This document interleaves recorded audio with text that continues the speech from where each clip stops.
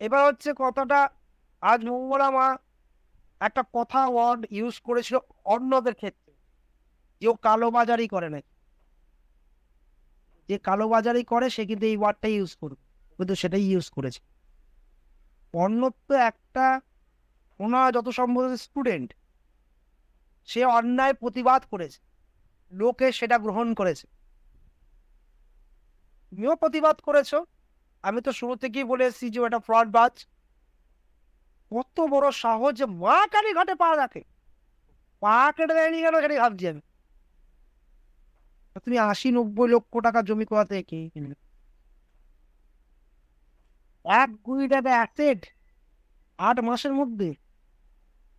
তো শেয়ার মার্কেটকে ফেল করে দিয়েছো তুমি। 8 মাসে যদি গড়ে যদি 1 কোটি টাকা, তুমি তার উপরে যদি আরো মনে হয় আরো উপরে আছে, 1 কোটি টাকা যদি কামাও, তুমি দক্ষিণেশ্বরকে ফেল করে দেবে। মানে দক্ষিণেশ্বর বংশের মনে অত টাকা সম্পত্তি, ও কিন্তু একটা বাজে কাজ যেটা করেছে, মা কালীর মূর্তিকে সাইডে রেখে ও নিজের মূর্তি বসিয়েছে।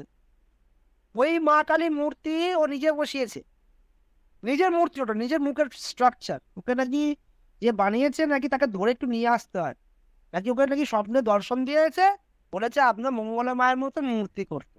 মানে ও কিন্তু প্রথম থেকেই ওর টার্গেট ছিল যে আমি ভগবানের স্থানে বসে ভগবান, যেটা কিন্তু বেশিরভাগ দেখা যায় কিন্তু কেরালাতে, এদের বড় বড় কিন্তু এদের অনাথ আশ্রম রয়েছে, এই সাধু সন্ন্যাসী দেখবে এদের কিন্তু বিশাল একটা বিশাল বড় এদের একটা প্ল্যাটফর্ম রয়েছে। সাধু সাধু সন্ন্যাসী হয়ে বিশাল বড় অনাথ আশ্রম, ওইটাই কিন্তু টার্গেট রেখেছে আমিও এটাই করবো। নাহলে এই এত বড় একটা জমির মধ্যে করবেটা কি, মন্দির তো করবে না ও, অনাথ মানে একটা বিশাল বড় একটা কিছু মানে সংস্থার মতন করে ও নিজেকে দেবতা বলে ঘোষণা করে দেবে। ও এক পাশে মা শারদার ছবি, আর আছে মঙ্গলা রাক্ষসিনী, এই দুটো ছবি রাখ। তো রাক্ষস আমি বলেছি না, কলিযুগে, কলিযুগে শয়তানরা পুজো করবে দেব দেবতা, এটা ভুলে যেও না। সে কিন্তু পরম ব্রহ্মময়। অ্যাকচুয়ালি মঙ্গলা মাকে মঙ্গলা মার মা বলা যেতে পারে, মঙ্গলা রক্তবীজ বলা উচিত। কত বড় তার পান, তার এই ক্ষমতা দেখো। সে আবার রক্তবীজের মধ্যে ফট করে উঠে আবার বলছে আমি আবার মন্দির করবো।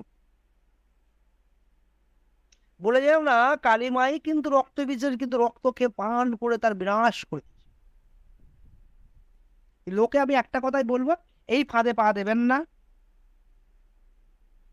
এই ফাঁদে যাবেন না। আপনাদের হুম, রামকৃষ্ণ পরমহংস,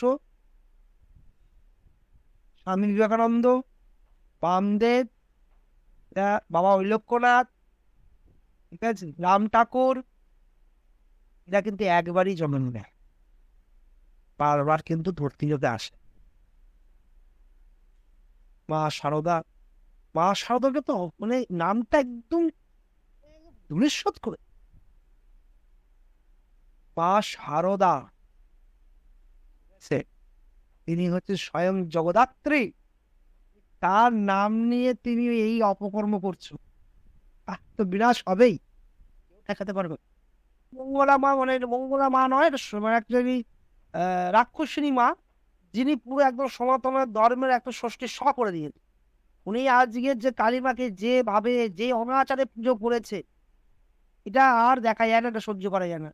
ইনি আবার তারপরে বলছেন মন্দির করবেন, এখনো জানি না, আবার নতুন করে মঙ্গলা মা বই তৈরি করবেন তিনি এবার, তাই মন্দির করবেন 1 কোটি টাকা সম্পত্তির উপর। তার মানে কত অ্যাসেট কামিয়েছে, কামিয়েছে ভালো কথা, আমি সেটা বলছি না, কিন্তু এইভাবে এত টাকা তো রক্ত দেন,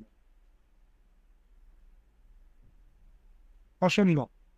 তিনি কোনো বিজনেসও করেন না, হ্যাঁ আমরা এবার বিজনেস করি। বিজনেস তো আর মহাকালকে নিয়ে বিজনেস করি না, আমার নিজের বিজনেস আছে।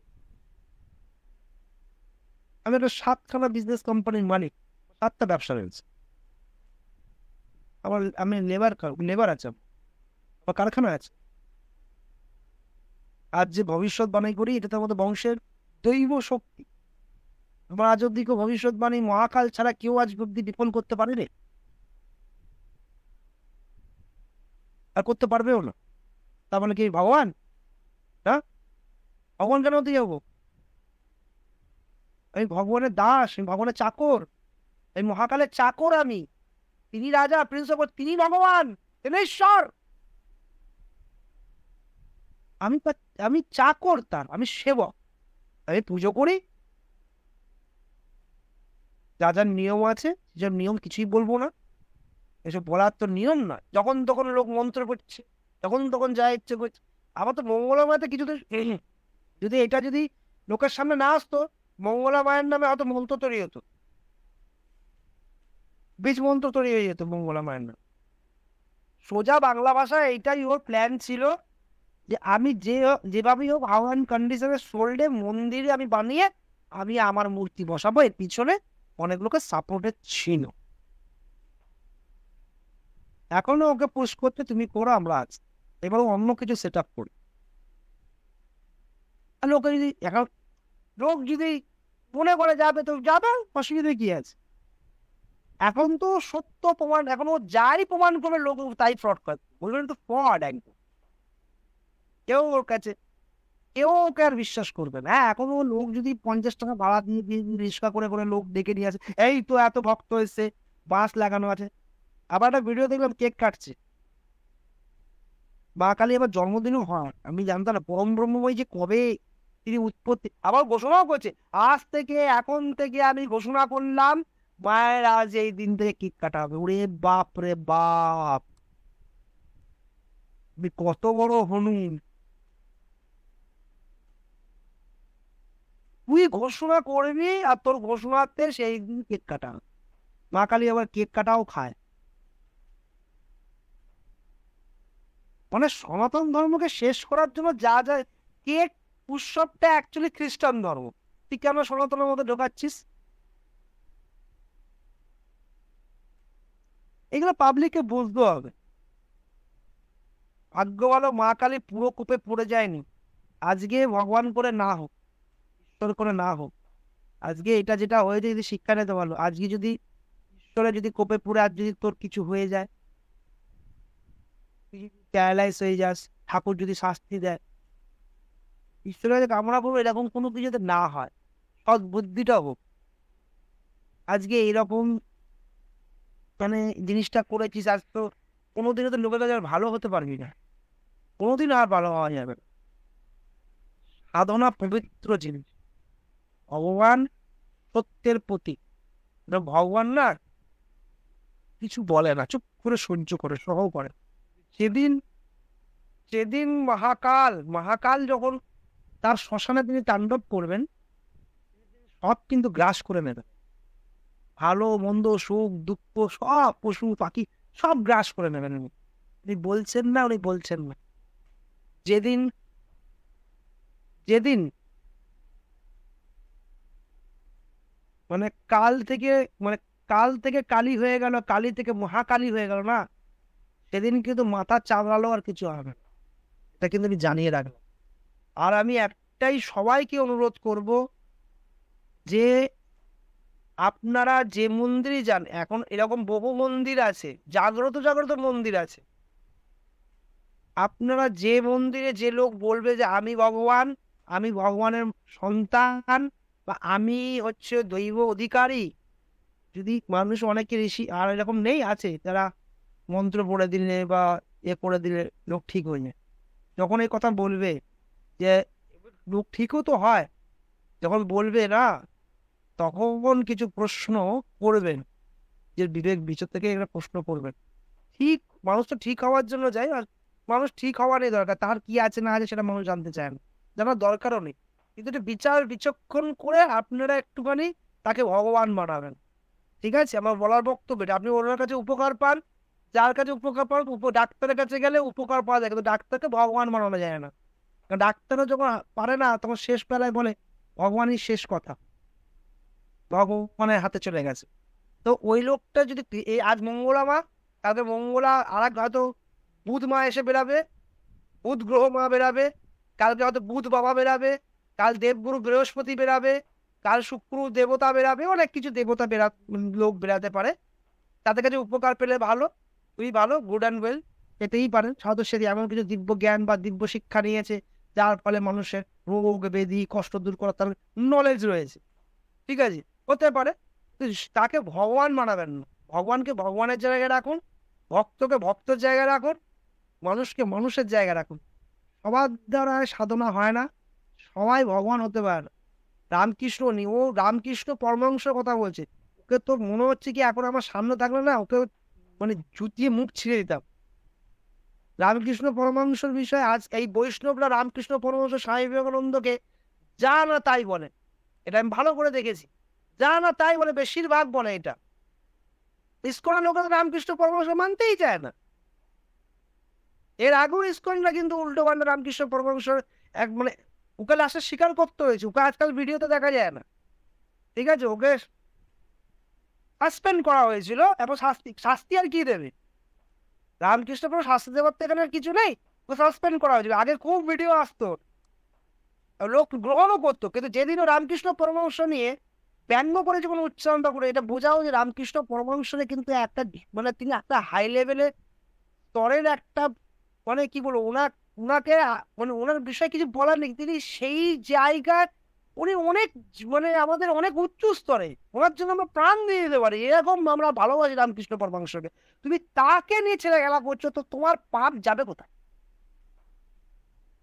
রামকৃষ্ণ পরমহংস সারা বিশ্বকে স্বামী বিবেকানন্দ শিষ্য দিয়েছেন, আর মা মঙ্গলা দেবী কি দিয়েছেন? কি দিয়েছেন? অগ্নির উপরে জাম করে যাও, ঠিক আছে, জাম করে তাকে ঠাকুর বলে ঘোষণা করো। রামকৃষ্ণ পরমহংস কোনদিন বলেছে যে আমি ঠাকুর? তার গুণ বা তার তথ্য ও তার শিষ্য তাকে ভগবান বানিয়েছে। আবার এখানে ভগবান হওয়ার জন্য শিষ্য ভাড়া করছে, কিছু বলার নেই। আর তারা সব কৃষ্ণ ভক্ত, কি করবে এখানে? সনাতন ধর্মকে দয়া করে এইভাবে বিনাশ করবেন না, আর কিছু বলার নেই। আজকের মতন এখানে ইতি করলাম। ভালো থাকো, সুস্থ থাকো, আর পশুদের রক্ষা করো, এটা আমি বারবার বলে এসেছি, এটা এখনো বলবো। এবার অনেকে প্রশ্ন করে পশুকে আপনি বলছেন রক্ষা করার কথা, দিয়ে কালী মায়ের কাছে মন্দিরকে বলি চড়ছে।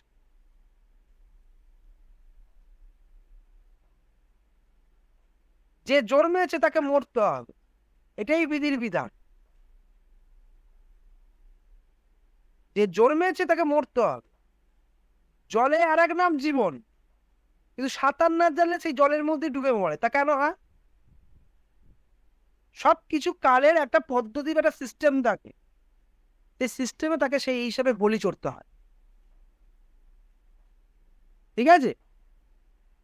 এই হচ্ছে কথা, আর কোনো কথা নেই। মানুষের প্রচন্ড জ্ঞান, আবার সেই জ্ঞানে মানে মাঝে মাঝে মানুষ অন্ধ হয়ে যায়, ঠিক আছে? মানুষই সব মানুষের দ্বারাই সবার একটা কথা আছে, বর্তমানে পেপারে লেখা হতো, বর্তমান পেপারে লেখা হতো হোল্ডিং এ, সবার উপরে মানুষ সত্য, হ্যাঁ, সবার উপরে মানুষ সত্য, তার উপরে ভগবান, ঠিক আছে?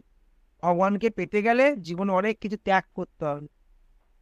ত্যাগ বলতে অনেক কিছু ত্যাগ, দুটো নারকেল ধূপকাঠি বা ভক্তিটা ডাকলাম, ওইভাবে করে ঈশ্বর কখনো পাওয়া যায় না। এই যে যারা বলে মঙ্গলবার দর্শন পেয়ে মা কালী দর্শন পেয়েছে, মা কালী যেদিন দর্শন কেউ পাবে সে পাগল হয়ে যাবে, না সেদিন পাগল হয়ে যাবে না, তার অন্তিম কাল হবে, ঠিক আছে? ওই অত সোজা না যে মা কালী দর্শন পেয়ে যাবে।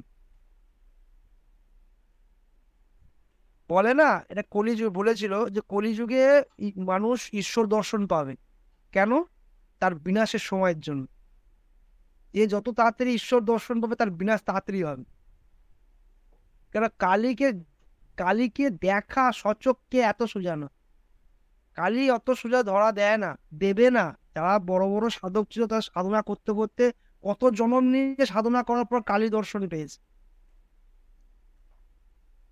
আর কিচ্ছু বলার নেই। মানুষ যেরকম জ্ঞানী, মানুষ সেরকম মূর্খ, দুটোই। ভালো থাকো, সুস্থ থাকো। জয় মা। জয় মা।